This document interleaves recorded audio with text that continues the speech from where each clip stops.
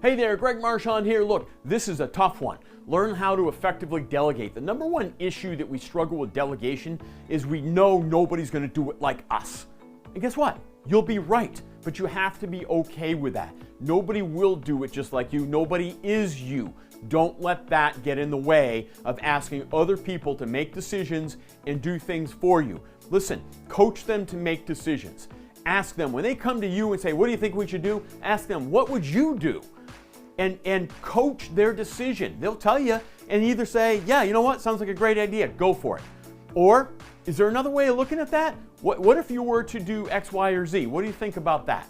Learn to coach decision making, and it'll make it easier for you to let go and learn to delegate tasks. Listen, if you like this info, subscribe to the channel, put comments below if you've got a way of helping others effectively delegate tasks.